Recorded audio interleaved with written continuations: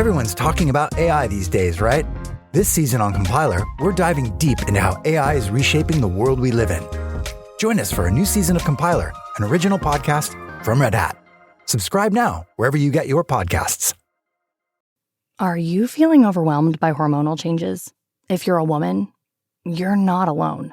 With over 1,000 hormone disruptors in our environment, it's no wonder things can feel out of balance. On top of that, natural changes like PMS, menopause, and other life stages can leave you feeling tired, irritable, and trapped in a constant battle with your body. But here's the good news. You don't have to suffer through it. Hormone Harmony by Happy Mammoth is here to help. This herbal formula fine-tunes your hormones, balancing estrogen, testosterone, and even stress hormones like cortisol, which can contribute to weight gain, racing thoughts, poor sleep, and more. With over 40,000 five-star reviews and a bottle selling every 24 seconds, the results speak for themselves. Ready to feel like yourself again? For a limited time, get 15% off your first order at happymammoth.com using code NEXTCHAPTER at checkout. Visit happymammoth.com today and get your old self back naturally. Coming up on episode 311 of Wheel Bearings, we've got a couple of similarly sized but very different electric midsize crossovers. We've got the Miata again. We've got the BMW M5 Touring plug-in hybrid, the Cadillac Escalade IQ, ChargePoint investing in reliability, bidirectional charging for GM, a Tesla that alerted its driver 150 times to put his hands on the wheel before a fatal crash, a first look at the 2024 Hyundai Santa Fe, and the average transaction prices of EVs are falling, kind of. All that and more coming up next.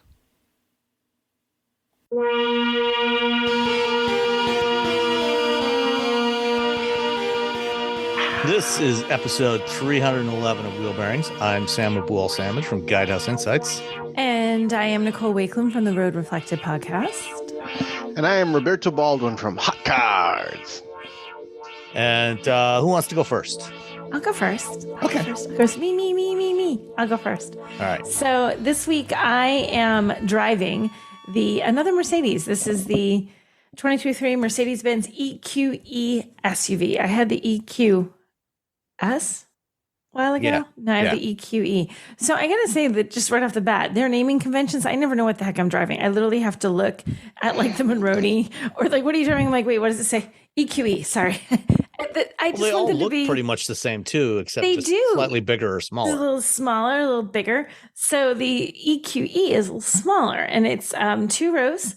2 is all new this year, and it is an EV. It starts at $77,900 for the base trim. So it is most definitely a luxury vehicle. I had the top trim, the 500, which is $89,500 before you've added anything to it.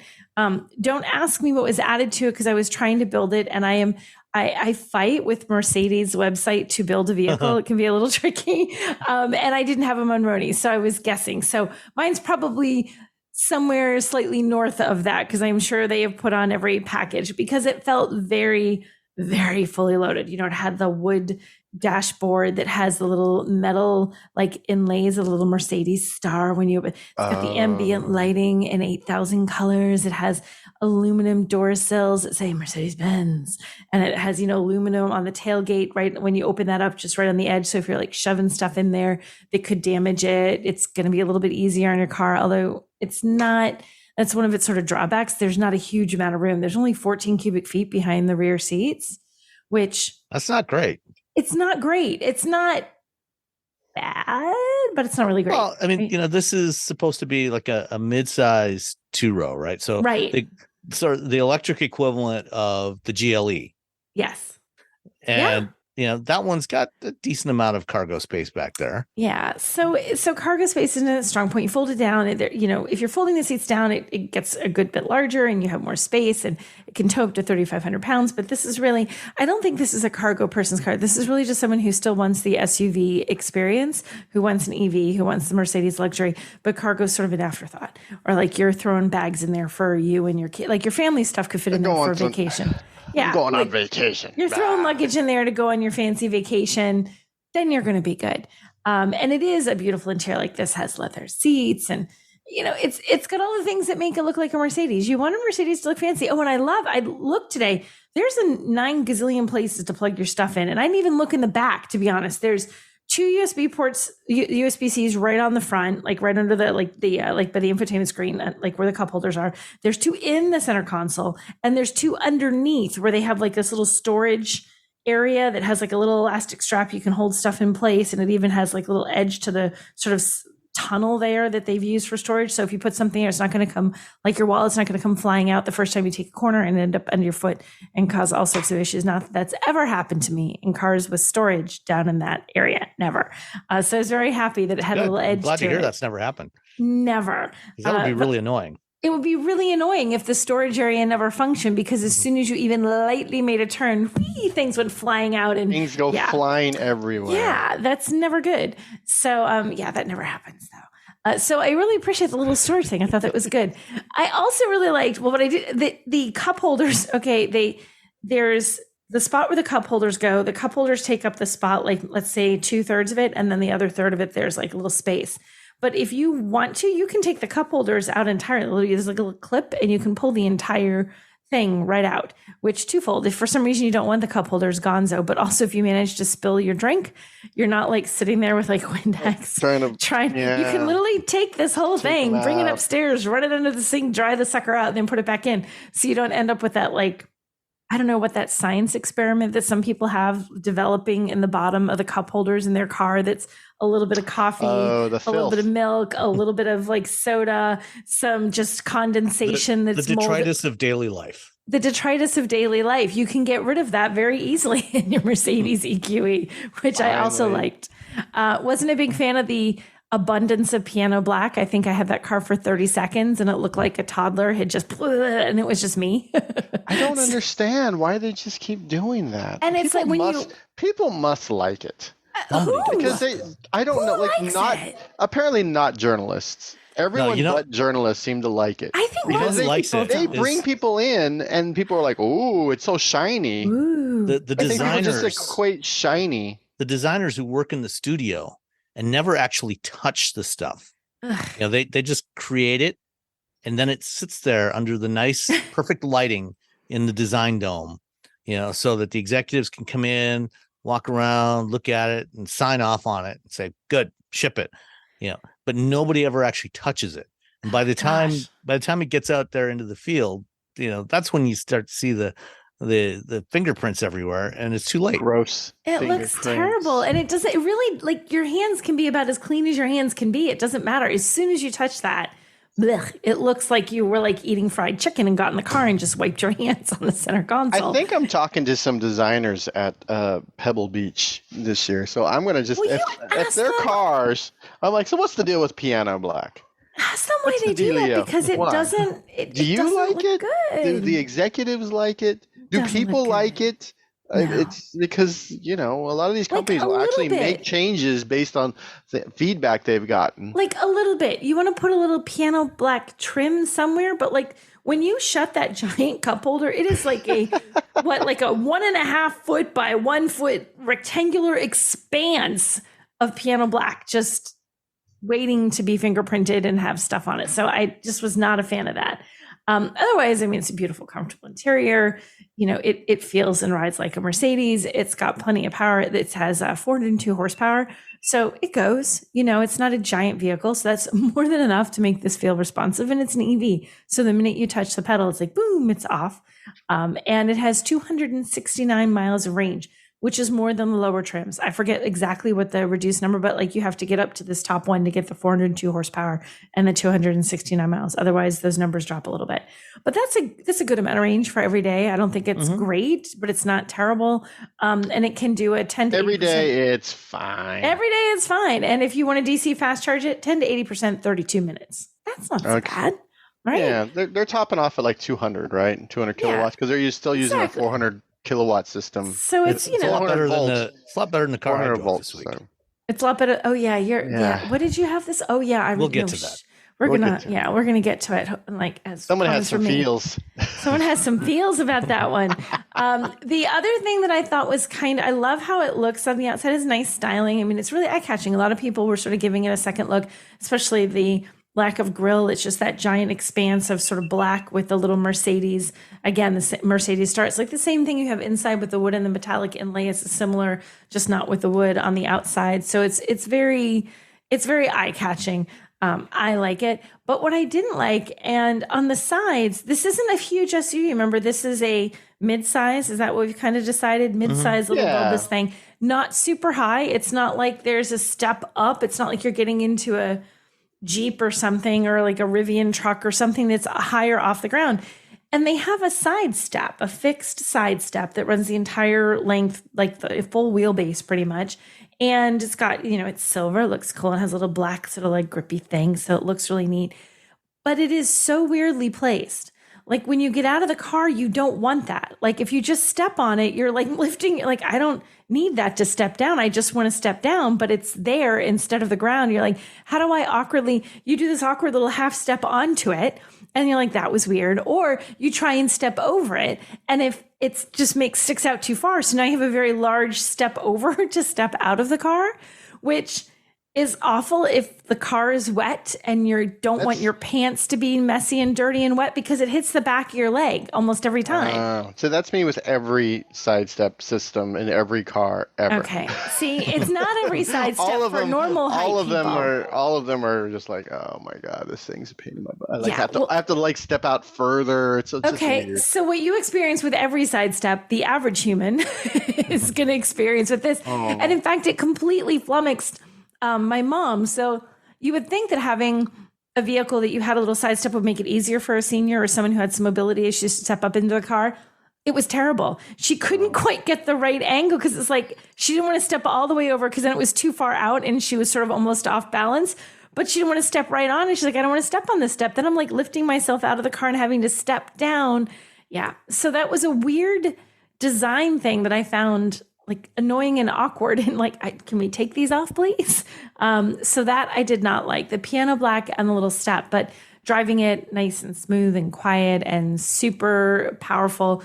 I had a great time driving in the side of crazy Boston traffic, trying to navigate things. It's great because there's like no hesitation. You're like, you're not cutting me off, and you're like right in front of people.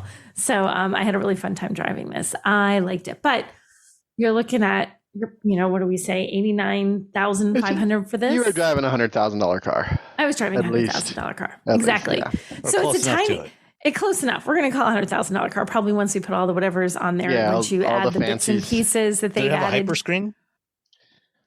The long screen, No, it did not. I had to think for a second. Sorry, no, it did not have the hyperscreen. It had just the rectangular screen with a huge expanse of the wood and little Mercedes Star. Oh yeah, the little tiny ones. Yeah, little teeny tiny little star that you just think, oh, it's silver stuff, and then you're like, wait a minute, oh, it's the Mercedes Star. I get it. Yeah. So that was like most of the dashboard was that, which looked great. I'm glad that wasn't piano black. That was like a natural looking wood with a sort of muted silver or matte silver inlay. That was lovely, unlike the piano black, which I want less of, even though it's just fingerprints. Fingerprint city right there. Everyone in the piano black. I know. And you know what, to be fair, people comment, like I do see consumers comment when they look at things that I put up and they'll say like, oh man, that black is going to look awful. As soon as that's anyone, I'm like, yes, it is. Would you go give your feedback to the car company of your choice? Tell them you don't like the piano black. We should have told them to never buying another vehicle with piano black in the interior. Ever. Then we can't, I don't think we can buy a car. Is there any car that really is zero? It's probably a small number that doesn't have some little inkling of piano black in it. If not the giant expanse, at least a mini expanse, a little bit. Did the Miata have piano black in it? I don't think it did. That's the answer. Yeah. There you go. Which we already knew. The answer to the question is Miata. Yeah. I don't think the Ford Maverick has piano black. No. Oh no, not. I think you're right. It doesn't have anything glossy in it. No, there's nothing. There's nothing shiny at all. It's all hard textured plastic. It's all hard. Yeah, it's all about like we're rugged. We're just people of the earth truck. Yeah, we're cheap and proud of it. We're cheap and proud of it. You can keep your piano black on your $100,000 Mercedes, lady. We're cheap. Or your $100,000 F-150, really. Yes, exactly. So that was the Mercedes-Benz EQE SUV, which I thoroughly enjoyed. This is a fun vehicle. If I had $100,000 to burn, I would consider burning it on this. Okay. Very good. Yeah. Robbie? I'm just going to finish talking about the Miata because last week I talked about the Miata, but I didn't have a chance to do any performance driving. So, and then as soon as the podcast was over, I went and did that, and it was fantastic. Surprise! I'm shocked. That's my review. Fantastic. Except when I was trying to there's an abandoned road I can like drift on. I forgot to turn the traction control off. So it like sort of drift and they catch it and I'm like, what's that smell? Oh, it's the brakes. It's trying to keep me from dying. And I'm like, what am I doing? I'm like, oh no, turn it back on. Other than that, no, fantastic. Well, if you keep doing that long enough, then it'll just shut itself down because the traction control systems all have a temperature model for the brakes to keep you from totally cooking melting. It. So once the temperature estimate gets to a certain point, it'll just disable the traction control automatically. Yeah. There's a really great video on Car and Driver of Ezra Dyer driving I believe the Bronco Raptor, I think it was, and he's driving through the sand and the rear brakes are just melting. you can see it's just glowing. So that's a fun thing that you can think about. Anyway, back to the Miata that didn't have melting, but you could smell them. That's because it was like, oh God, what are you doing? What are you doing? I was like, what is going on? Yeah, no, I really liked it, but I got into my BRZ. They took the car away. I had to go somewhere. Like an hour later, I got into my BRZ. I'm like, whoa, look at this! There's so much room in here. If the car it's felt gigantic, huge. It felt like there was so much room in it, and so there, so that's the thing with Miata is that, especially if you're a big person like me, even if you do fit in it with the top up, it can be claustrophobic. It's snug. It's snug. You're wearing a Miata is what's going on. It's like you're putting on a pair of pants. Like you're just putting on the Miata. You're driving away. Yeah, that's the feeling. Is you're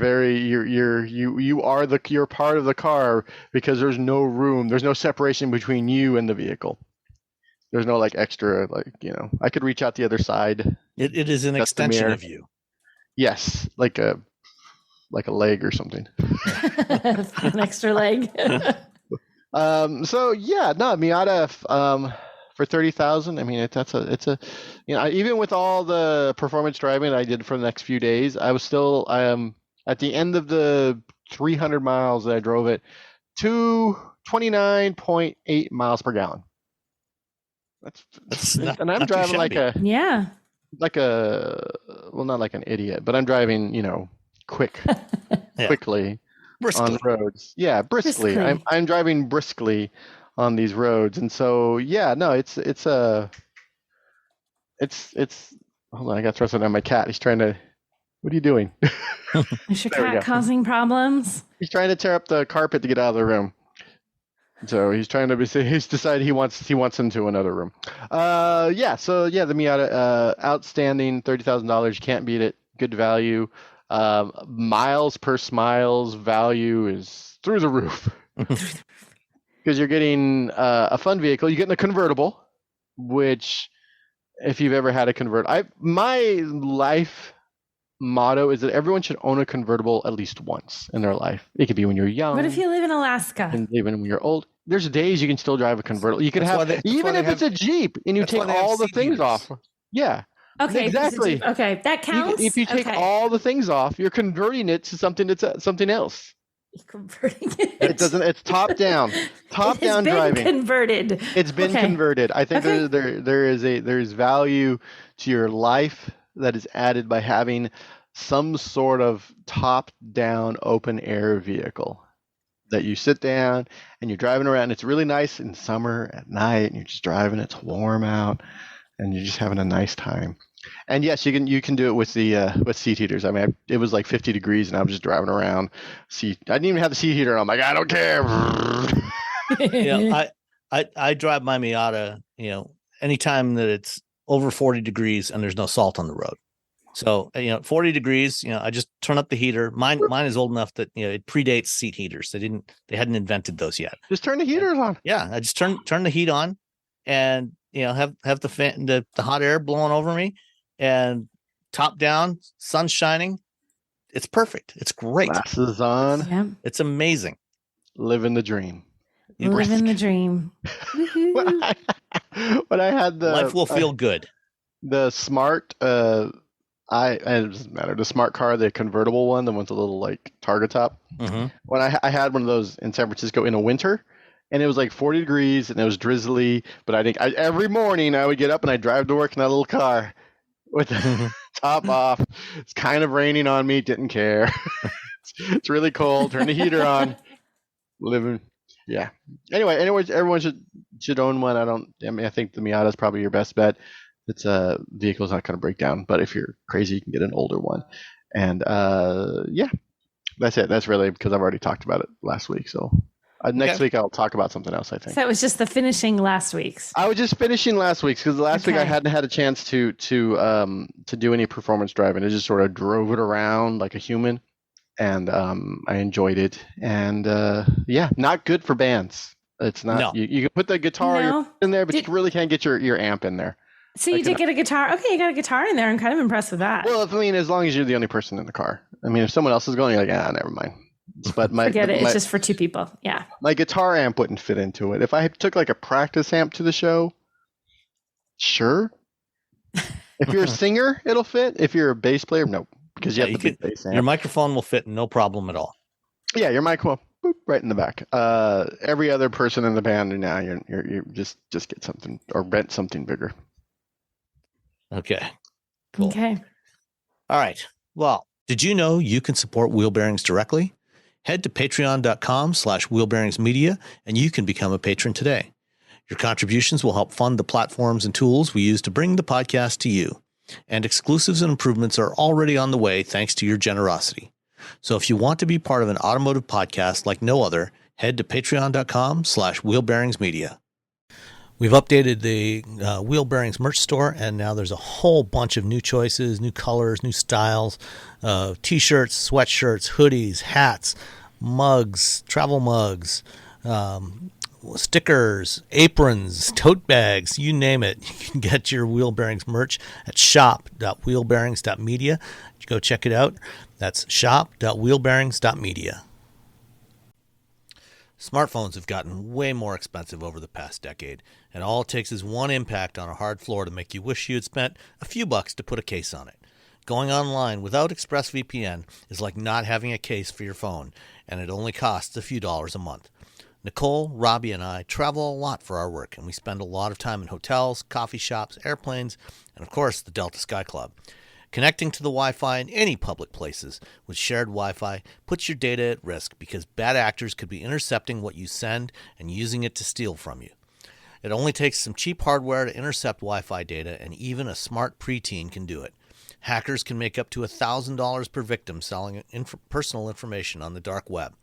ExpressVPN stops the bad guys by creating a secure, encrypted tunnel between your device and the internet. ExpressVPN uses state-of-the-art encryption that would take a supercomputer up to 1 billion years to crack. I have ExpressVPN on all my devices, including a MacBook Pro, Windows laptops and desktops, and Android and iOS phones and laptops, or tablets. When I want to be secure, I just launch the app, click once to connect, and my data is secure. As I said, I travel a lot for my work, and I have to connect to countless public Wi-Fi networks in many countries. I have ExpressVPN on all my connected devices so that whoever else is on the same network can't see any of my data.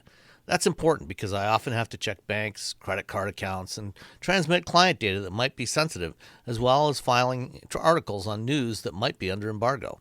ExpressVPN protects all of it, and I've been paying for my own account for years. Secure your online data today by visiting expressvpn.com/wheelbearings. That's expressvpn.com/wheelbearings, and you can get an extra 4 months for free. expressvpn.com/wheelbearings. Everyone's talking about AI these days, right? This season on Compiler, we're diving deep into how AI is reshaping the world we live in. Join us for a new season of Compiler, an original podcast from Red Hat. Subscribe now wherever you get your podcasts. Between client meetings, managing your business, and everyday tasks, who has time to worry about website hosting? With Kinsta's managed WordPress hosting, you don't have to. They handle the technical stuff, delivering lightning-fast load times, enterprise-grade security, and 24/7 365 human-only support. Simply switching to Kinsta could make your site up to 200% faster. Kinsta's custom dashboard makes managing sites easy, with powerful features designed to save you time and effort. Plus, their free expert-led migrations ensure a smooth transition. Ready to see why Kinsta is trusted by thousands of businesses? Get your first month free at kinsta.com. That's KINSTA.com. Kinsta, simply better hosting. I also had I would say mid-size crossover, electric crossover. It's actually pretty close to the similar size to the EQE. And it's about half the price of the EQE. I had the Toyota. So you like it so much you get two? No. I had the Toyota BZ4X limited all-wheel drive. So and I have to ask the obvious question: does it still have its wheels? It still has all four wheels on it. Yes, the wheels did not appear to be coming loose at all at any point during the 7 days I had it here. Still just my favorite recall ever, because it felt like, what is this, 1922? It's what? How do we mess this up of all the things to? But go ahead. The wheels sometimes fall off. As they do. So the BZ4X, is the first EV, production EV developed entirely within Toyota and their partner Subaru on this, because there's also the Subaru Solterra, which is the same vehicle with a slightly different front fascia, but it's a better name and a much better name. So the one I had was the all-wheel drive. It was the limited, which means it has 20-inch wheels instead of 18-inch wheels that you get on the base model, which means that you give up several miles of driving range because the wheels are bigger and heavier and have more rotating inertia. And it still has the things that I complained about when I first drove it last winter, I think, last November or something like that. Which is, that the way the instrument cluster is set up, it's the same setup that's in the new Prius, where you've got kind of this tunnel behind the steering wheel that leading up to this little instrument cluster, which looks like, the cluster is supposed to be kind of above the steering wheel, and it's set up kind of close to where a heads-up display would be. So you kind of get some of the benefit of a heads-up display, but with, it's not affected by polarized sunglasses, except it depends on where you position the steering wheel. If it's entirely possible that depending on where you like to have your steering wheel, the bottom half of the display will be cut off by the top part of the steering wheel. Yes, that's me. That's what happens to me. Yeah. So I'm doing this up and down, that is rather annoying. Yeah. It's a little bit annoying. Actually, it's a lot annoying. It makes you want to stab somebody in the eye. Yeah, it's annoying. It's a reasonably roomy vehicle. Back seat, is got lots of space, lots of cargo space. We went to the lake last weekend with it, put the paddleboard in there, a couple of beach chairs, and a bunch of other stuff, and covered the back seat, and had Daisy with us and my wife and one of her friends. Fit everybody in there comfortably, lots of space for everybody. It's actually, in terms of efficiency, the BZ4X actually isn't bad. It's much better than a lot of vehicles out there. If you're driving it without air conditioning on, it'll get about 3.4 miles per kilowatt hour. The downside is that the battery is relatively modest in size, which actually is not, from a purely rational perspective, is not a bad thing. In the front wheel drive version, you get 71.4 kilowatt hours, I think, or 71.8, and the all wheel drive is slightly larger. 71.4 and then 72.8 kilowatt hours with the all wheel drive version. The batteries are physically the same size, but their cells are sourced from two different companies. The front drive has Panasonic cells. The all-wheel drive version has CATL cells from China. And so that means that with this vehicle, even though it has reasonably good fuel energy efficiency, the all-wheel drive with the bigger wheels only has a rated range of 222 miles. And it was hot when I got this thing. Like the temperature was like 90 degrees. And I had to go somewhere, and I unplugged it, and I turned on the air conditioning. And before I turned on the air conditioning, it was showing 192 miles of range. And as soon as I turned on the air conditioning, that dropped to like 145. Wait, what?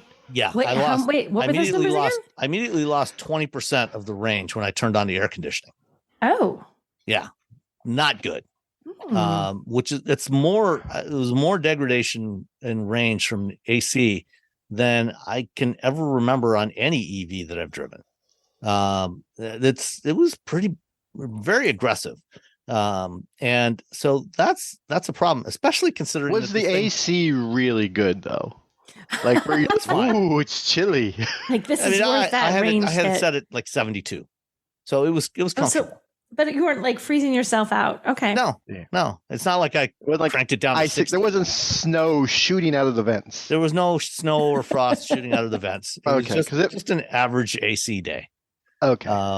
So, it's not, not great if you have to use the air conditioning, which is particularly bad because this does have a heat pump. It's not it's not just a mechanical air conditioning system, an electrically driven mechanical air conditioning system. It's a heat pump, which should be more efficient. Wait, what?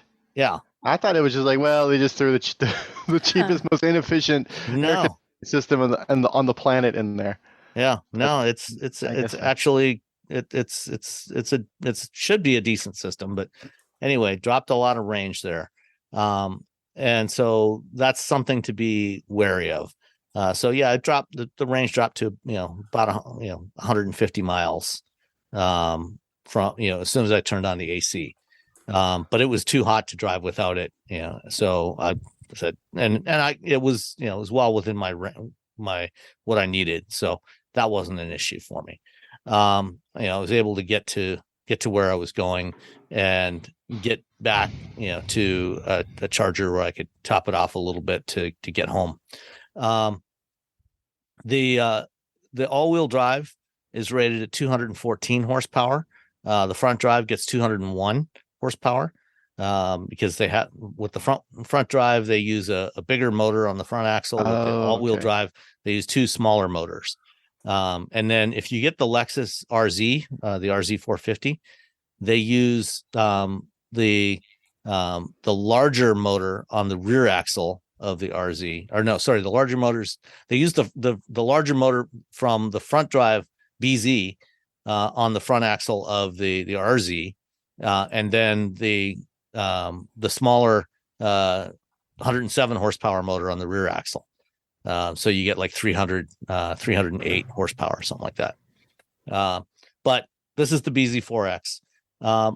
One thing I did discover that I really liked was that I didn't know about, and I don't remember them talking about it during the presentation when they did the reveal or the first drive, is on the underside of the dashboard, on both the driver and the passenger side, there is a radiant heating pad. So if it's cold out, you can turn that on, and it heats up, and there's radiant heat around your legs. Instead of blowing warm air over you. Mm-hmm. So you got the seat heaters and you got radiant heat. So you got the seat heater heating you up from behind, the radiant heat heating up your lap from in front, which should actually be pretty efficient.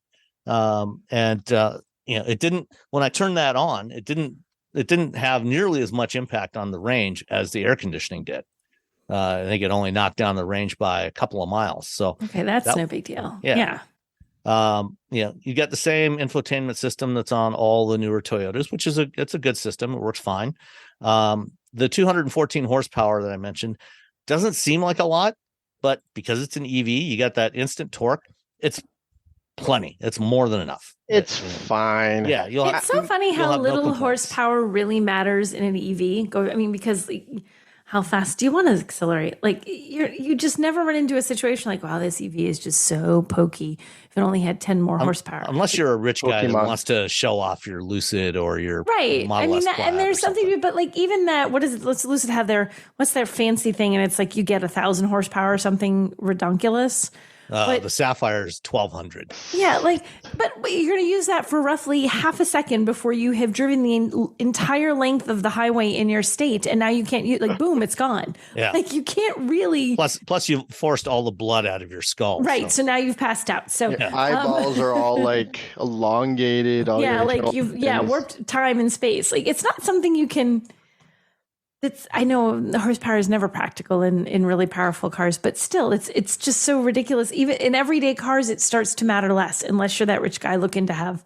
Guys, look what I bought. Can I get to where I need to go? Can I hit highway speeds when I get up the freeway? Yeah, that's fine. All right, there you go. The end. Yeah, the end. So this has got more than enough performance that anybody's going to need for their normal daily driving. The cargo area that I mentioned, 27.7 cubic feet, which is about double what you had in that EQE. Mm-hmm. That was that EQE. There is no frunk in the BZ, but you do get lots of rear cargo space, so that's good. And the ride quality was actually really good. I was really impressed with the ride quality, especially on the roads we have around here, which are a mix of really smooth roads that have just been paved, that are right in the process of being paved during construction season, and then really terrible roads that were paved a year ago and have completely fallen apart. So it was very comfortable to ride in. It was very quiet.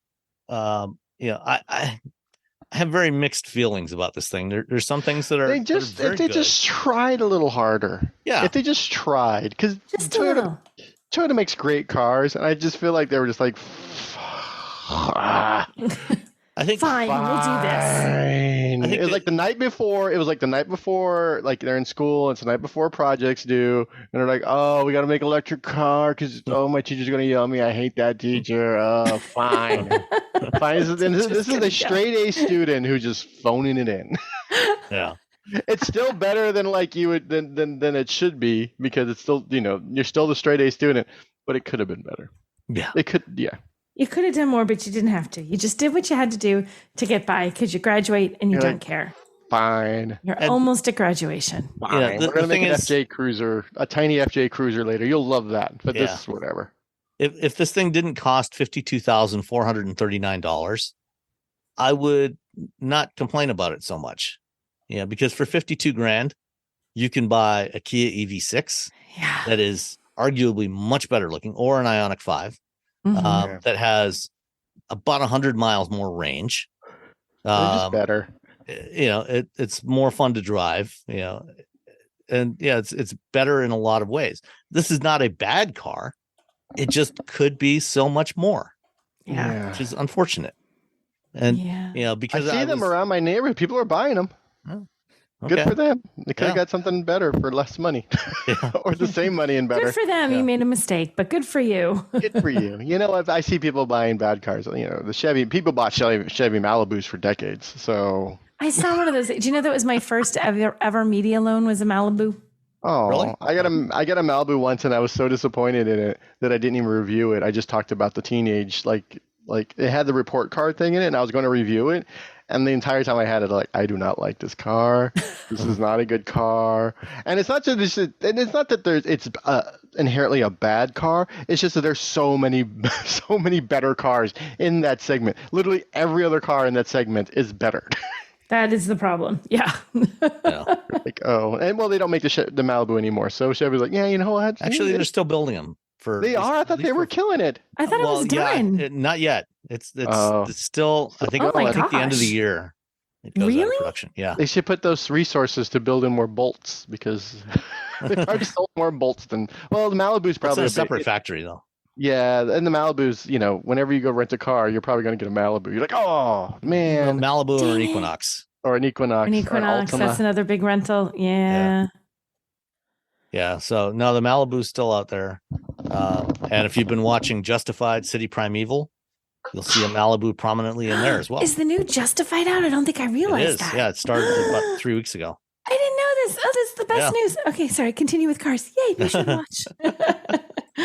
So, because I was driving it with the AC on most of the time because it was quite warm, I averaged 3.1 miles per kilowatt hour. When I turned it off, it jumped up to 3.3, which is quite acceptable. It's as good as most other things in the segment, but it's just there's just too many things. Oh, and there's no rear wiper blade, rear window wiper. So wintertime, but to be fair, they're not the only ones. Hyundai and Kia aren't putting. I heard that Hyundai was putting it on there in a refresh, or maybe it was a dream. Could be. I don't know. It was just a dream. I understand why manufacturers aren't doing it, because it does create a fair bit of drag right there at that back edge where the air's got to come off the back edge of the bodywork. They're trying to minimize the drag, but if you've got to drive it in the wintertime, the rear window defogger is just not enough. You've got to have the wiper blade there too. Yeah. So that's the BZ4X, all-wheel drive limited. If you're going to get a BZ4X, I would recommend that you just go with the front wheel drive instead. So you get that extra range. And you'll pay quite a bit less because it starts at 42, I think. Yeah, 42,000. Yeah, that's that's a reasonable price. Yeah. More range. And really, why do you need an all-wheel drive? And even the front wheel drive limited is 46,700. So, that's not as bad. So I would go with one of the front wheel drive models instead of the rear drive. Or the all-wheel drive, I mean. Yeah. So Toyota BZ4X. It's an EV. It's an EV. It's roomy. It's comfortable. It's an EV. Keeps the wheels on. I'm telling you, and the wheels did not fall off once. The wheels, if they could get that baby FJ Cruiser EV out the door quickly, they're just going to be printing cash. Mm-hmm. Oh, absolutely. Because people love to there's certain companies that people are like, oh, I'm just going to keep buying this automaker. But like Toyota and Subaru and I think Mazda are like three companies where people are just bonkers. They don't even care. Like if you told them that the next Tacoma would catch on fire after 50 miles, they'd still buy it. They don't care. It's going to burst into flames. Don't care. Yeah. Thank you. Take my money. Are you feeling overwhelmed by hormonal changes? If you're a woman, you're not alone. With over 1,000 hormone disruptors in our environment, it's no wonder things can feel out of balance. On top of that, natural changes like PMS, menopause, and other life stages can leave you feeling tired, irritable, and trapped in a constant battle with your body. But here's the good news. You don't have to suffer through it. Hormone Harmony by Happy Mammoth is here to help. This herbal formula fine-tunes your hormones, balancing estrogen, testosterone, and even stress hormones like cortisol, which can contribute to weight gain, racing thoughts, poor sleep, and more. With over 40,000 five-star reviews and a bottle selling every 24 seconds, the results speak for themselves. Ready to feel like yourself again? For a limited time, get 15% off your first order at happymammoth.com using code NEXTCHAPTER at checkout. Visit happymammoth.com today and get your old self back naturally. All you homeowners have unique needs. Some feel the need to leave up holiday decorations year-round. Others have the need to use their garage as practice space for their new metal band. And because each homeowner has unique needs, Geico helps you get the right coverage for your home and what's in it. That way, you get exactly what's right for you, even if your needs are unique. Get more with Geico. All right. So, Nicole, you went to New York the other day, didn't you? I did go to New York the other day. I went to yesterday, as a matter of fact. I went to New York, and it was me and a bunch of businessmen all freaking out in the airplane because our plane was 2 hours late taking off. They're like, I have important meetings. I'm like, well, I just have a car I want to go see be revealed. It was the 2025 Escalade IQ which is Escalade IQ. Escalade IQ. I know, and Sam was very blunt. I'm like, why do they call it IQ and everything else is like Celestique or Celestic or whatever? He's like, because Escalade has such a name. I'm like, yeah, but I still want to call it the Escaladic, and I can't help it. That's Escaladic. Escaladic. So it looks incredible. They showed it to us. It does look great. And you saw it too, right? I saw it here in Detroit last week. Yeah. Yeah. Oh my gosh. And I don't even know what to say about the bazonkers lighting situation in the front. It greets you with lights. It says goodbye to you with lights. It's like, have a nice day with lights. Are you stressed? Do you need a massage? Like the front lights, they do all different patterns. Did they show that all off to you, Sam? Mm-hmm. They did. Yeah. The Lyriq does something similar as well. It's a lot of lights. It's a lot of lights. And, it's a lot of lights. Everyone thought what Audi was doing like 10 years ago, and you're like, oh, what? Yeah. So it's a lot of lights. And it looks great. They wouldn't let us touch it inside. Like they'd open the doors and don't lean in. Don't touch it. Don't breathe on it. You might accidentally have spittle come out of your mouth and touch the interior. As they said, it has a lot of places it needs to go, and they need to show people. So they only have one. We just need to preserve it, which really came off as we don't need you ruffians sitting down inside. You don't want your filthy, sticky hands touching Was the one they showed you silver or white? It looked white in some of the photos.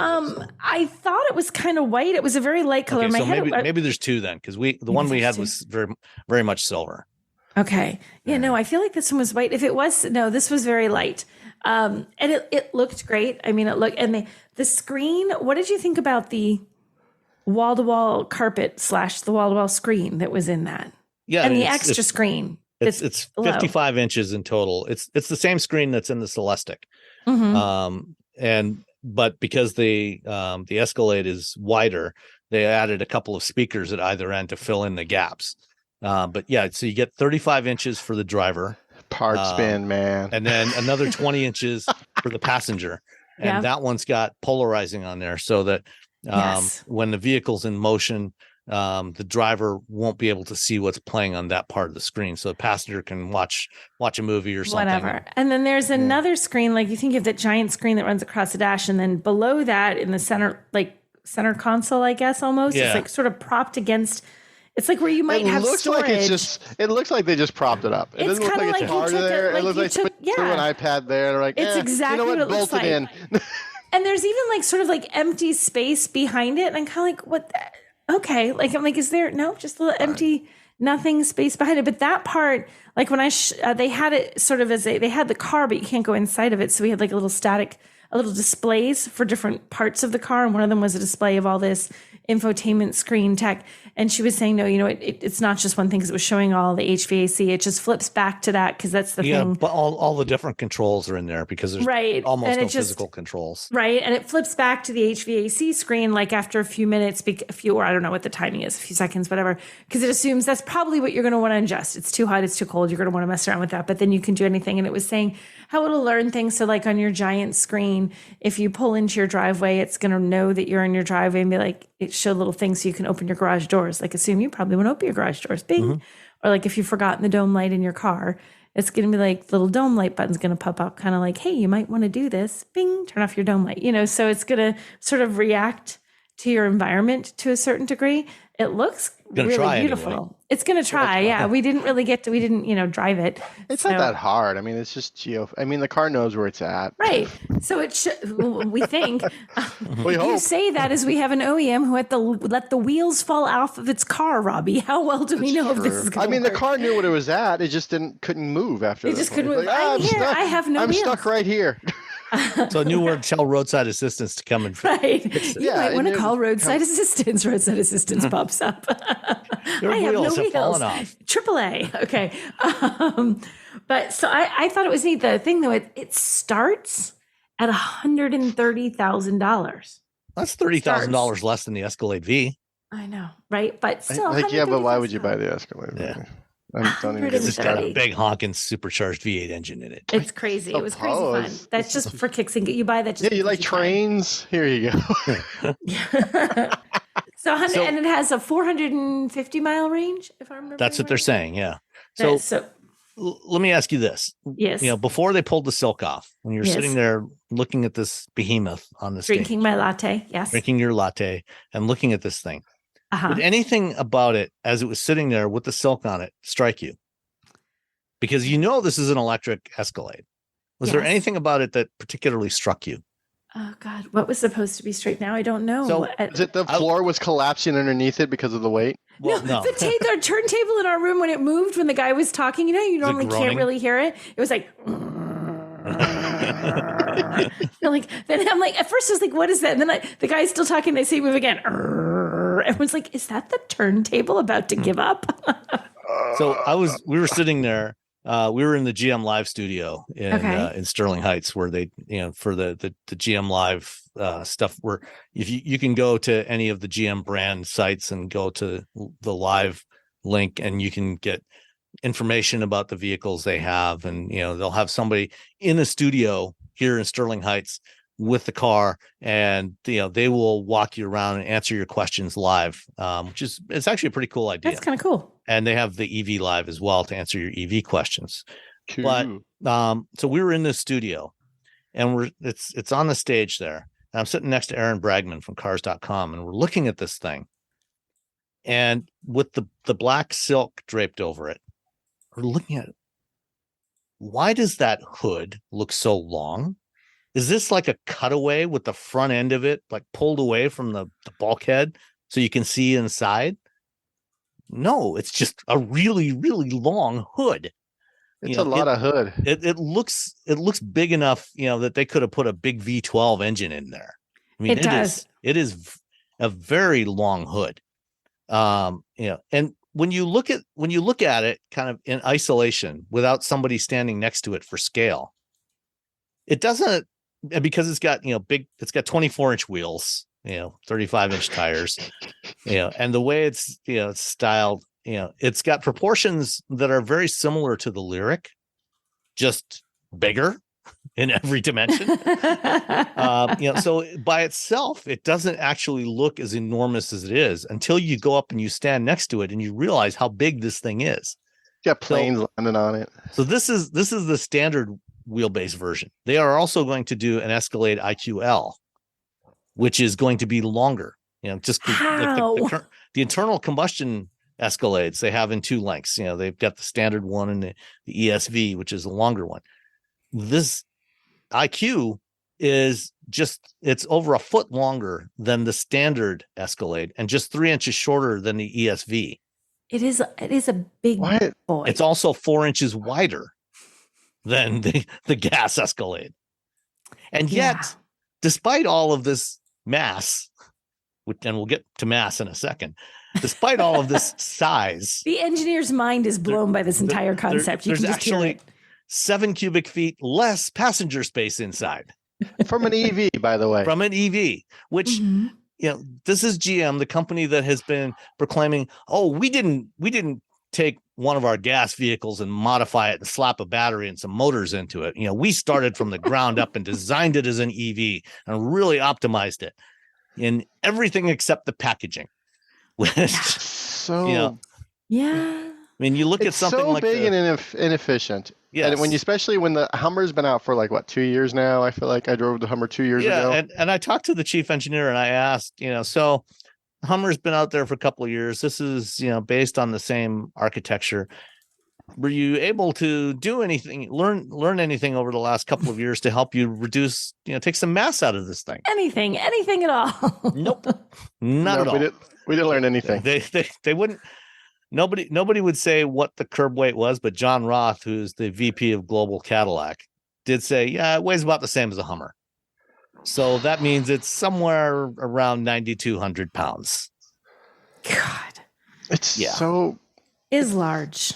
It is very large. Does it have a frunk? It does have a frunk. Mm-hmm. But when they open the frunk and you look at it, you see how much vertical space there is, from the bottom of the bumper to the base of the floor of the frunk. I mean, it's enormous. The frunk is actually quite shallow. It's long because you've got that big long hood. It's a kiddie pool. Yeah, exactly. Pool. Yes, and it's relatively narrow because all of these big Ultium EVs. One of the things they did was it's a unibody design, so there's no separate frame, but it does have the separate front substructure to hold the suspension. And one of the things they did was, compared to the internal combustion versions, they moved those rails inboard a little more, so the front wheels can turn more than they can on the gas vehicle. So you get a tighter turning radius. That's good. Yeah, for the giant. Because it's giant, you need that also means that the front is narrower. So it's narrow and it's shallow. It's only 12 cubic feet, which is 2 cubic feet less than the Lightning. So, and the back seat, the third row, has considerably less space than it does in the standard version. Most of that 7 cubic feet that you've lost in passenger volume is lost in the third row. So the first and second row are fine, but the third row. I'm so confused by this whole how this came about. Because you needed to have a flagship vehicle, and Escalade is the flagship vehicle of the lineup. That's fine, but how do you make a larger vehicle that's an EV with less interior space? Like, how do you? Because very careful engineering, Robbie. It defies all sort of EV, gas to EV logic. We're like, because we don't have to run it. We don't have to, we don't have bell housing. We don't have to worry about that anymore. We don't have the drivetrain. We don't have all these other things that go underneath the car. So you have a nice flat space, and you have a little bit extra room, and usually you're going to lose headroom because of aerodynamics. I always understand, but this. Pretty straight all the way to the back. Well, one thing they did that was kind of opposite of what they did with the Silverado. On the Silverado EV, they moved the front bulkhead forward closer to the front axle. So the whole cab is moved forward about 4 inches relative to where it is. There's a lot of space between the cab and the wheels here. Yeah, it's like on the Silverado, it's 4 inches closer to the front than it is on the gas version. On this one, they went the opposite direction. They actually moved the cab rearward. Because if you look at the gas Escalade and the IQ in their profile, you can see that the space between the front edge of the door and the wheel arch is about twice as long in the IQ, in the electric one, as it is in the gas version. I have so many questions. I want to be in the. I want to know. Cool. I want to see the minutes for all the meetings where all these decisions were made. The minutes. Who did this? Who did this? Who? Yeah. And all right. Well, I mean, we got the EV9 coming out. And then when you open the doors, because it's got that dual layer battery pack. That massive dual layer battery pack. Yeah, it like the Mercedes EQE. It has the fixed running boards built into the sides, so you can step up into it. But I mean, this thing only has, I think, 7 inches of ground clearance, and then there is a massive step up from that running board to get up to the floor of the vehicle. So you can't hide it like you do in the Hummer. Because the Hummer's, it's tall. It's a big, tall Hummer. You're like, okay, it makes sense. I got to step up to get into this. Whereas this is you still have to step up, even though you still have to step up. So high. But it's a luxury vehicle. Right. Yeah. So, but you can go 450 miles, I guess. Yeah. It's coming next summer. About 12 months from now, it should be out, maybe, hopefully. So they say. And then at some point after that, there will be the IQL, the Escalade IQL, which will be even more. Even more. This is crazy. They could just make so many tiny cars and make a lot of money. Yeah. Like the Bolt, but they're just like, we're going all in. We're going mega big. They could make 4 Bolt batteries for every Hummer and Silverado and Escalade battery. Yeah. All right. And then everything that's in those cars is cheaper because you're not dealing with all the high-end stuff. Yeah. Not a lot of piano black in the Bolt. No piano black. There was no piano black in the Escalade. That is. I was gonna say, I don't remember seeing piano black in the Escalade. I literally don't care about anything else now. That's all. I'm like, good job. You're fine. You're like, whatever. Nothing matters now. All the confusion that I had is now gone because I didn't put piano black in. I don't care about anything else. There you go. All right. Let's see. BMW is making a new M5 Touring, which we almost certainly will not get here in North America because we don't buy station wagons. We don't. We hate vans, or we hate wagons. Yeah. Unless they're really ridiculously long and tall and everything, then we're fine with them. Yeah. Escalade's just a really big station wagon. Next time I see GM, I'm like, you know what? The Escalade IQ, that's the nicest station wagon I've seen in a long time. Best station wagon ever. They're going to be so angry with me. They will. They'll be cranky. But the new M5 Touring has been running around the Nürburgring testing, and apparently it has the 4.4 liter twin turbo V8 and a big electric motor on the rear axle and it's a plug-in hybrid. What is 12 kilowatt hour battery somewhere under there. So this could be a lot of fun. 790 horsepower. That could be fun. Yeah. Bonkers. It's bonkersy. I like this idea. Yes, please. I could go for one of these. But we're not going to get it. So we're not going to get it. No, thank you. I guess. We can't have nice things. Keep your stupid car. I don't want it. Meh. We can't have nice things. We can't have nice things. We just need to go to Europe and just start the press people don't want us to drive the European cars. I know. If it can be helped. Like they'll give us Euro spec versions of a car that's coming here, but if it's a European only car, they frown on us on giving us those vehicles because they don't want us to know what we're missing. Yeah, because you're writing about something that's otherwise we'll be disappointed. Yeah. So this is such a wonderful car. Why can't we have it?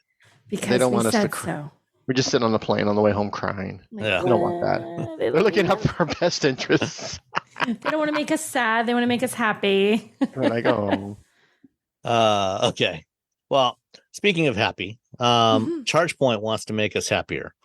Do they now? We've all been complaining so bitterly about charging reliability. Yes. And speeds and everything.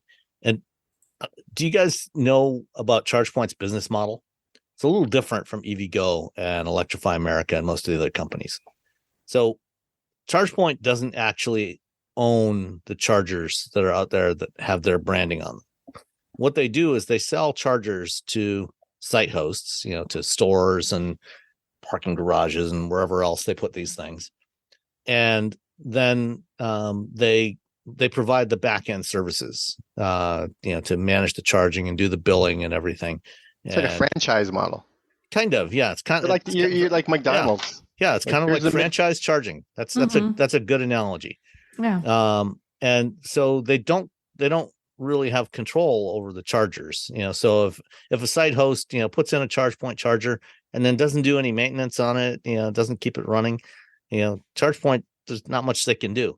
But now they're going to try and do something. And so they've announced that they're going to make a big investment in building a new network operations center and putting new software in these things to try to monitor. There's 245,000 ChargePoint chargers out there. Vast majority of those are level 2 chargers, like usually 3.3 or 6.6 kilowatt chargers. So they're kind of like what you would have at home.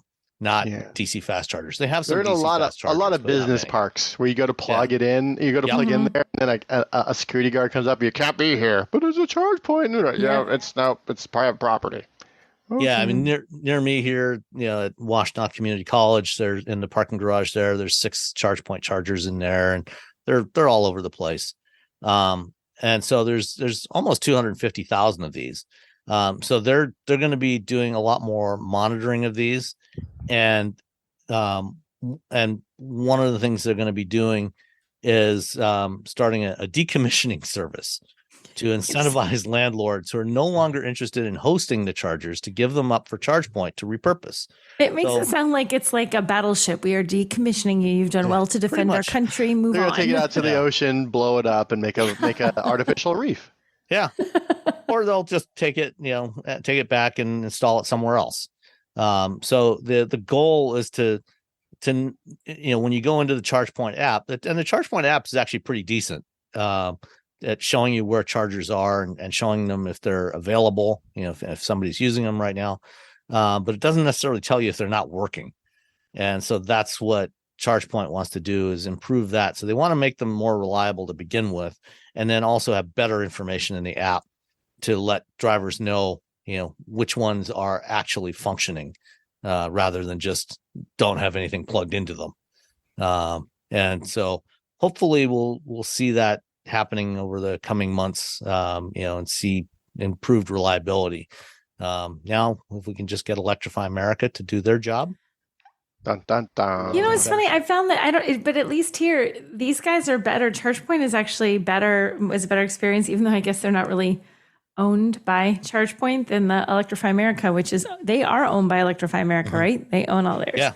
It's the one where they have control that they haven't done as well for me than the ones where they don't have control. Yeah. The only issue is, like I said, most of the ChargePoint chargers are level 2 chargers. So they're slower chargers. They do have, there are a couple of ChargePoint DC fast chargers near me here that they're like 125 kilowatts. Those are relatively more rare than the slower ones. All right. Speaking of charging, GM also made another announcement before they talked about the Escalade this week, about their plans for bidirectional charging. By 2026, all of GM's new Ultium EVs will have bidirectional charging capability. Yay!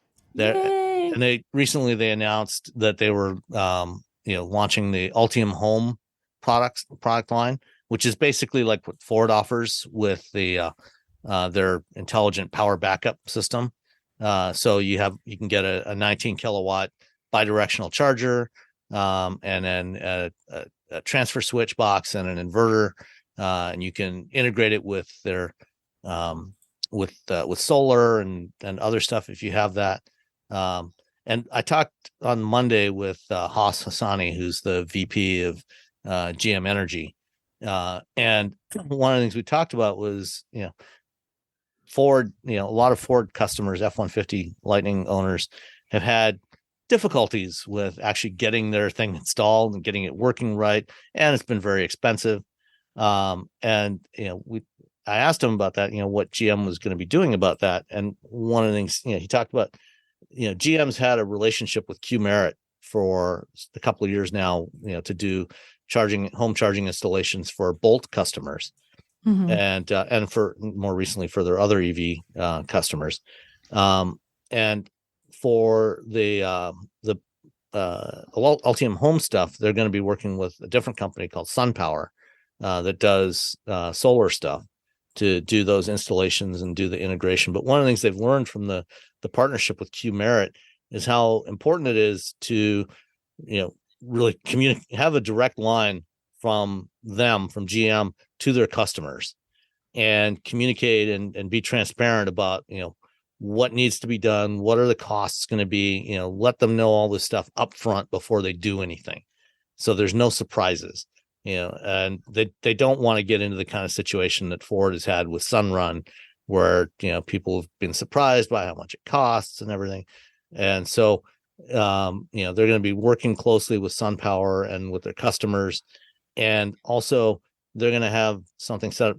We talked about earlier about the GM Live stuff. They have the EV Live studio as one of the studios where they'll answer all kinds of EV questions.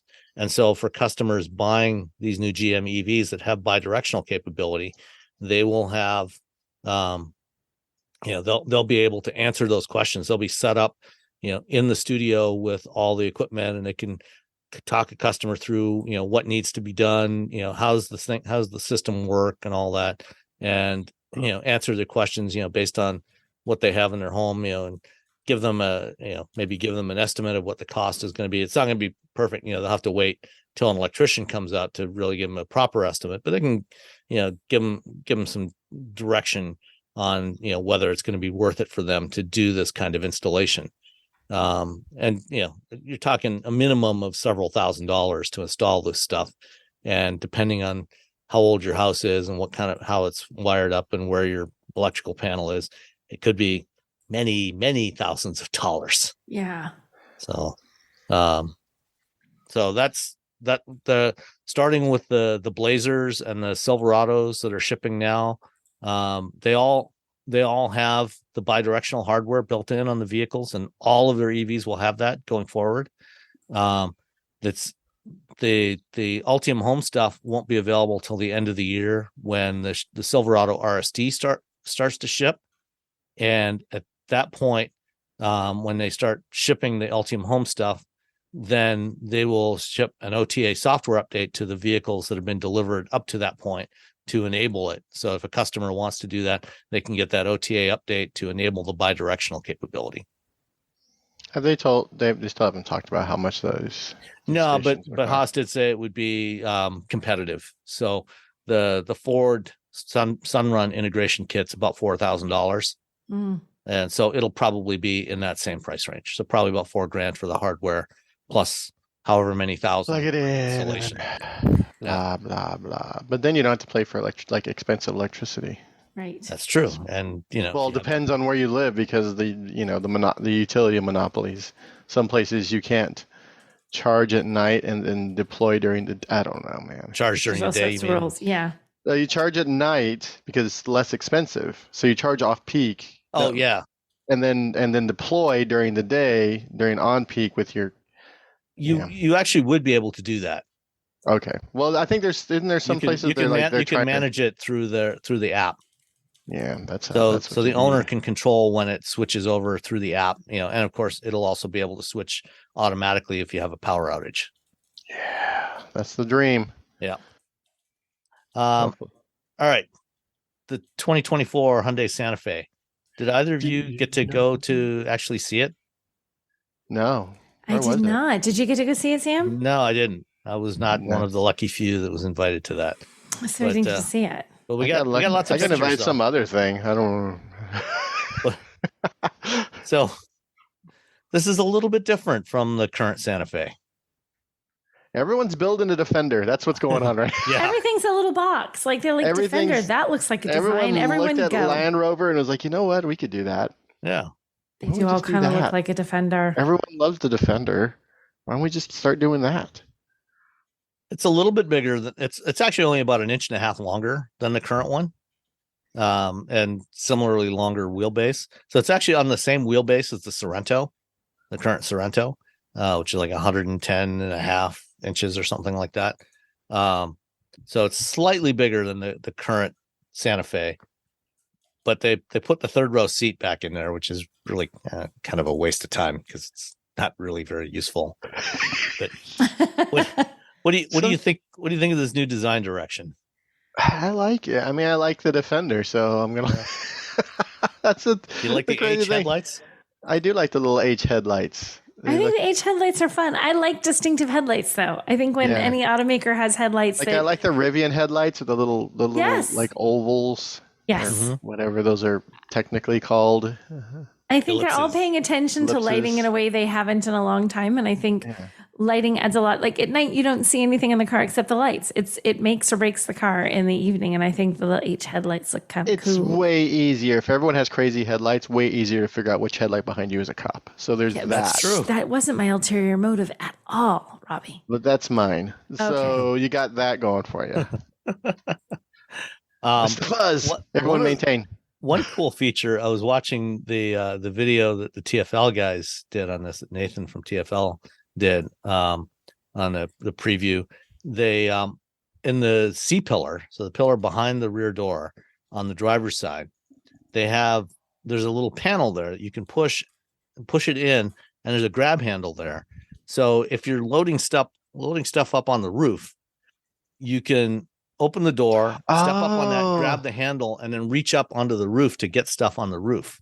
That's pretty cool. Something to hold on to. Yeah. Because I usually grab the roof rail, but I'm tall. It's right. For most regular can't size. Do that. For regular size people. For normal people. Grab a little handle and just average sized humans. Just chuck it onto the roof. The interior of this thing looks really nice. I guess it sounds like it's based on the same basic platform as what they have now. It's just been stretched slightly.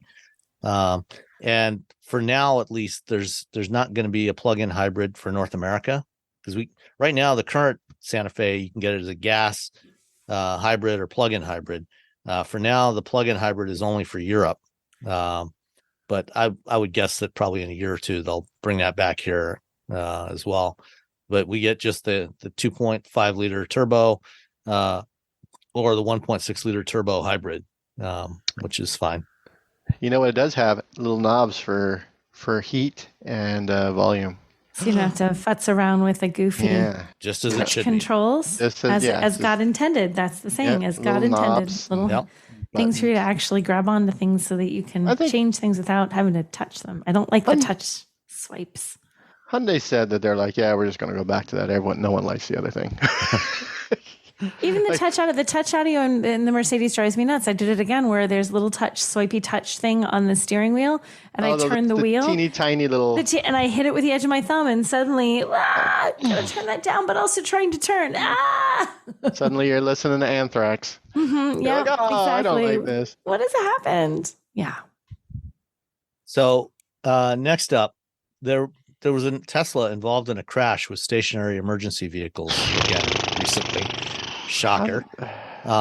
Still happening. Let's see. This one took place in February 2021 with a 2019 Model X.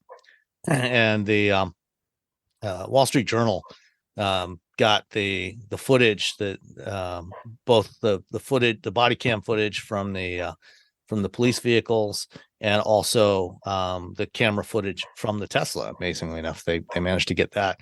And there's a pretty good video that's embedded here in this Jalopnik story where they walk through the whole thing. But the driver of the Tesla was leaving from somewhere. He was impaired, got on the highway, engaged autopilot, and was going along for about 45 minutes.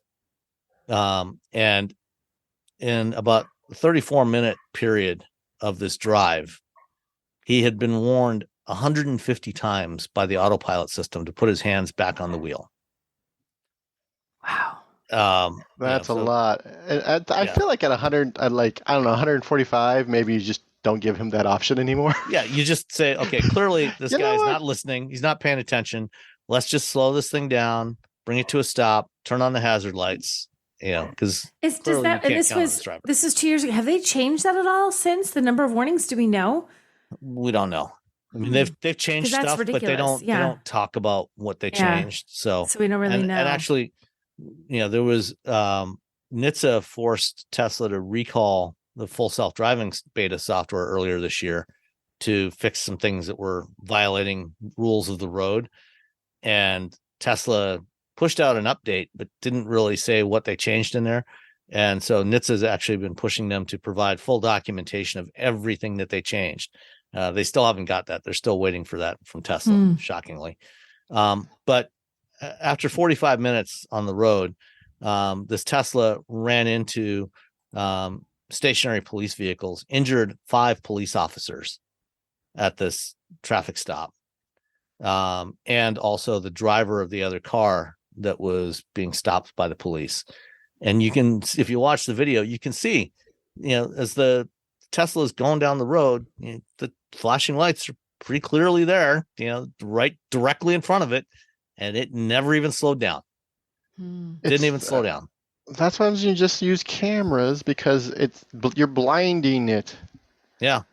Like the lights, it doesn't know what's going on. The camera, it's like if you're a human and you look at bright lights, guess what you can't see? Anything. You can't make out anything. Well, especially with the emergency vehicles with the flashing lights on there, you can see in the video that the image gets a lot foggier as it gets closer to those the flashing lights.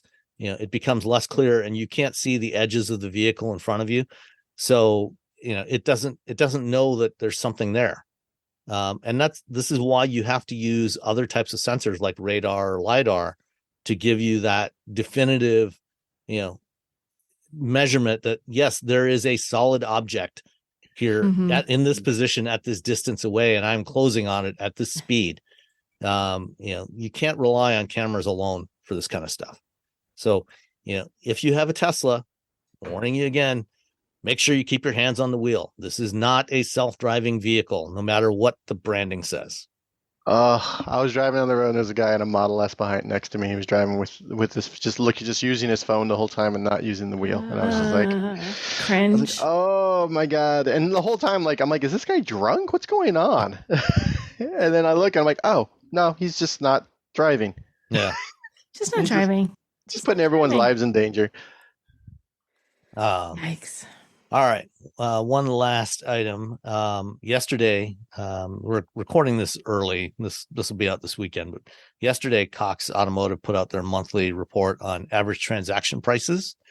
Anybody that's tried to buy a car in the last couple of years is well aware of the fact that transaction prices spiked over the last 2 years because of lack of availability, and automakers focusing on building their higher margin, more expensive vehicles instead of their affordable vehicles. And for the first time, the average transaction prices actually went down in July compared to July of last year. Wow. Yeah. Decreased by $337 to $48,334. I can't fathom paying that much money for a car. Not like how much? Based on how much money my wife and I make and how much our bills and everything. Like I can't even wrap my head around the fact that I would pay $48,671. That's the average. That's the average. The average. That's not. People are getting these crazy long, 15-year loans now. Gosh. But there has been more progress with EVs, though. EV transaction prices, which last August, I think, August or September of last year, average transaction prices for EVs were about $66,000. And now it's down to a little over $53,000, which is, it's $53,469. Down slightly from June. Fancy EVs instead of regular people EVs. Yeah. They peaked down 20% from the $66,000 last summer. And I was talking with Mike Austin, one of my colleagues, and we were trying to figure out how much of that was due to Tesla dropping their prices, what was the change in transaction prices between Tesla and all the other brands. And Cox did provide us a table, the table is in here. It'll be linked in the show notes, of the average transaction prices for all the brands, but they don't break out EV versus non-EV for all the brands. Tesla is the only one that's EV only. So did a little bit of algebra. No. Yeah. I hate the algebra. Yeah. It was That's why we have simple. Sam. That's why we have Sam. Oh gosh, I got a little twitchy that Sam did the algebra. No algebra for me. Go ahead, Sam. If a car is traveling with a battery pack, where's Sam? What's the answer? Where's Sam? Sam. Let's see. Let me find it here. I did some math, and turns out that the average transaction prices on the Teslas were down 18% year over year. Yeah, here we go. Down 18% for Teslas. But they were actually up about 4.8% for everybody else for EVs. And this is despite Ford having cut the prices on the Mach-E and the Lightning in the last couple of months. But I looked through the sales figures, for EVs over the last year, and EV sales have gone up pretty significantly over the last 12 months. And what I realized was, from looking through the numbers, there's been, on the non-Tesla vehicles, there's been a lot of new high-end vehicles that have had significantly higher sales this year than a year ago. So Rivian, for example, a lot more Rivians, and those are $80,000 to $100,000. A lot more Mercedes EVs, a bunch of Lucids, and assorted other vehicles, that are in the higher end of the range. So even though Tesla dropped their prices significantly, and that helped bring down the overall average, the average of everybody else is, at least right now, is up over last year. But I think if we look at this again in 6 months or so, we'll probably start to see that number come down as well, because they're going to be, because all the bolts plus all the hopefully Equinoxes and a bunch of other stuff that's going to be coming to market.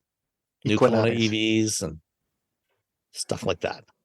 I hope prices keep coming down. Although there's still so many supply issues. You wonder, I don't know. I just wonder if people are going to jump in on the EV. I feel like some point the supply issues are like, oh, we have to keep the prices up, like the stuff in the store, like where we all found out that like all the price hikes at the grocery store, like 95% of them were just like, yeah, we can just charge more. Is there a supply issue? Nah, we just figured out we could charge more. We just can charge you this much. You look at the profits for those companies. It's like, oh yeah, they're suddenly making Except a whole for lot the more Arizona profit. iced tea guy, he's like, nah, man, we're still selling our stuff for 99 cents.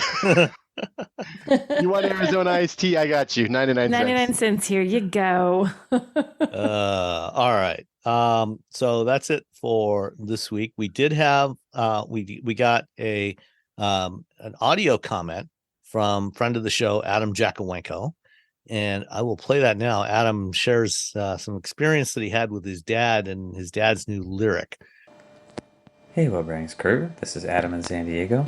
And I wanted to share an anecdotal story that I thought was an interesting indication of where we're at in some regards in regards to electric vehicle charging and education. My parents own a Cadillac Lyriq. Yes, they are one of the few that actually got one.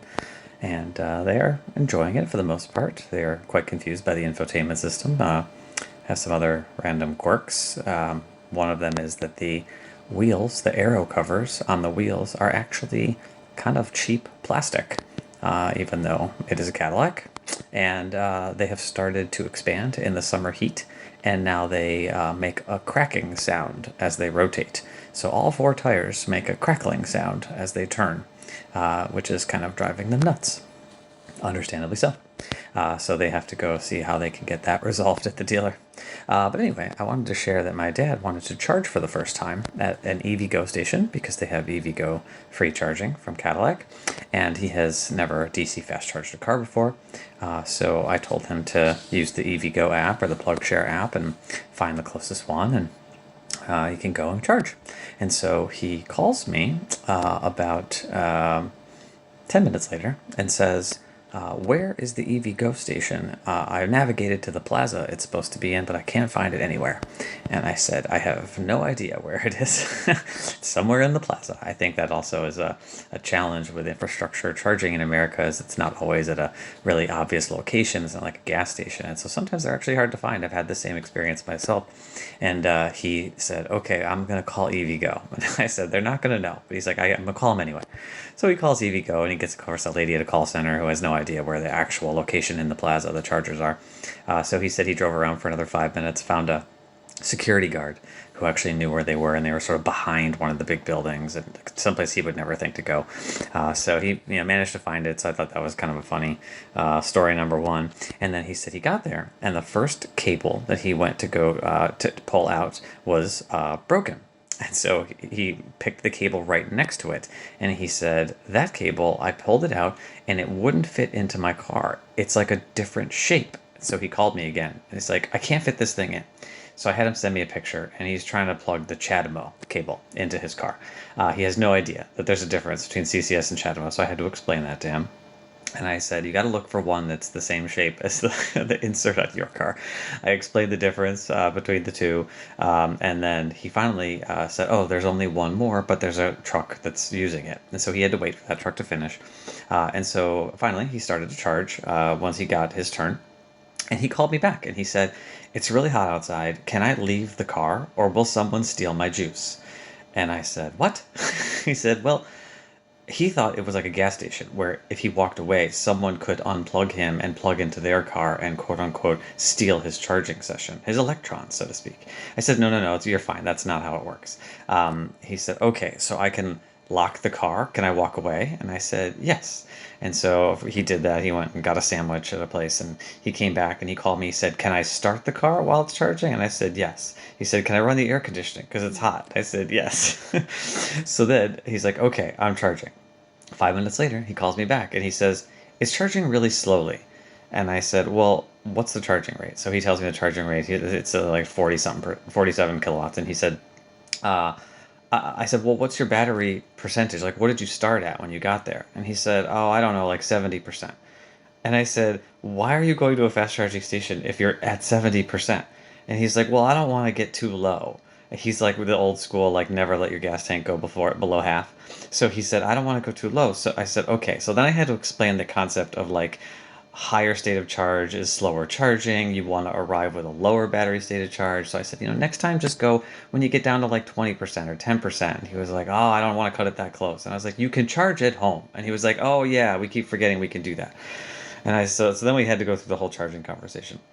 And so the charge curve, the charge location, the different cables, the plugs, the not knowing he could walk away. It was just a comedy of errors. I had to share with somebody, and I figured you guys would appreciate it. So I know that this is a sample size of one for this particular situation, but he's just a normal, fairly tech-savvy person, but he's in his 70s. He bought a Cadillac, and it's his first EV, and this is sort of the life that he's living right now. And I am on 24/7 EV support hotline, so I thought I would share. Anyway, love the show. Bye. Oh my God, bless your heart, you and your dad, that you're doing that. That is trying to be quiet through that and listen. Oh my goodness. It's such a perfect example of like the challenges we don't appreciate that what if you don't have a son, daughter, friend who's familiar with EVs? Like, do Go this. to GM EV Live. There have been multiple times where I've been at a charging station and people will pull up and it's their very first time charging, and I will show them how it works. Are they confused by it? Like, are you really like this is how it goes? They're a little they're like, well, they're kind of looking around. They're like, do you know how this works? And I'm like, yeah. And so I explain it to them, and I show them you plug it in, and when you lock the car, it locks the charger. So you can't pull it out while it's locked. You have to unlock it. And yes, you can sit in the car, you can go somewhere, do whatever, but you have to make sure it starts charging before you leave. And they're like, oh, okay. And they're like, yeah, I got 2 years of free or whatever, because they just bought the car. This is their first time that they're going on a road trip, and I just happen to be there. But it's just like the dealers are clearly not like, there should just be like a little class. Like, you buy this, all right, come into this little room. We're going to show you how this works with a little dummy car and a little dummy charging station, and you plug it in. And it should show you things like the CHAdeMO so that you know what you're looking at. This is the one that fits with your car. CHAdeMO is only for like the Nissan Leaf and an Outlander that you will never see. Don't worry about it. Never see. Yeah.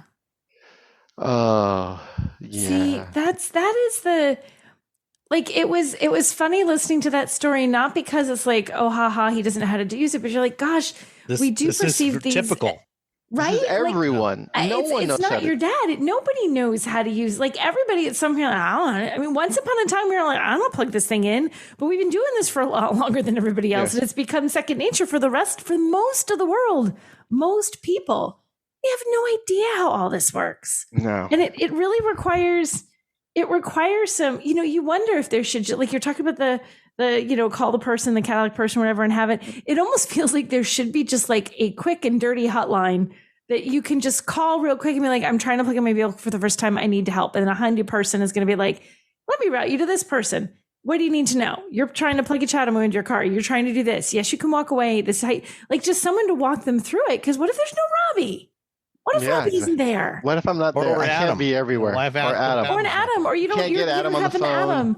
Adam's not available. He's busy helping his own dad. He cannot help your dad. Robbie is at another charging station. Sam and Nicole don't care because we're not in California. Good luck, people. Sam and Nicole don't care. That's the. We care. We care. No, I do.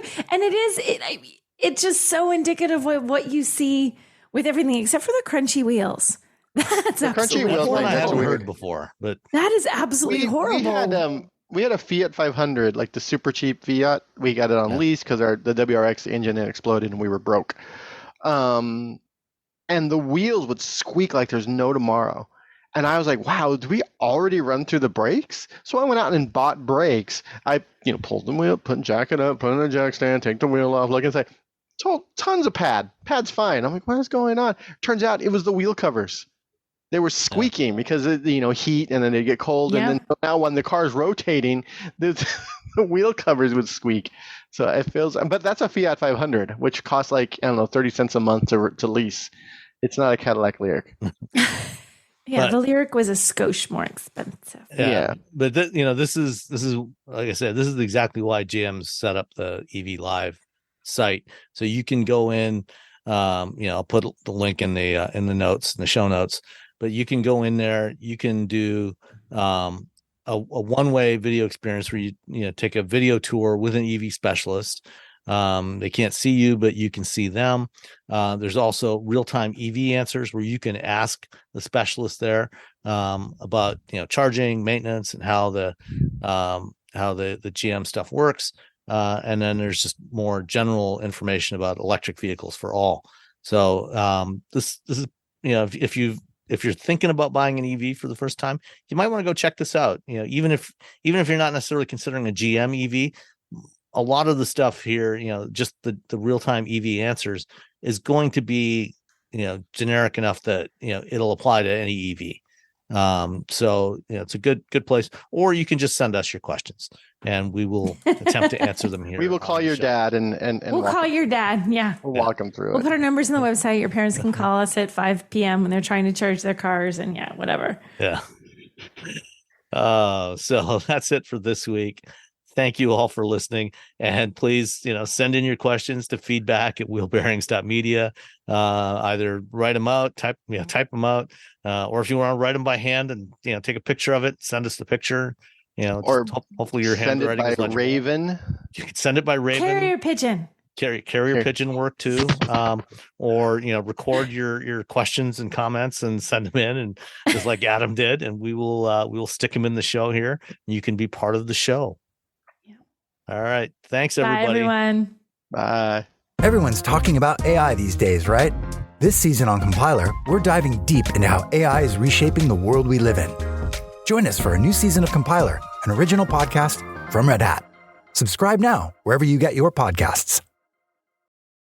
All you homeowners have unique needs. Some feel the need to paint their door a vibrant shade of blue. Others have the need to decorate their bathroom with fish, anchors, and other nautical items. And because each homeowner has unique needs, Geico helps you get the right coverage for your home and what's in it. That way, you get exactly what's right for you, even if your needs are unique. Get more with Geico.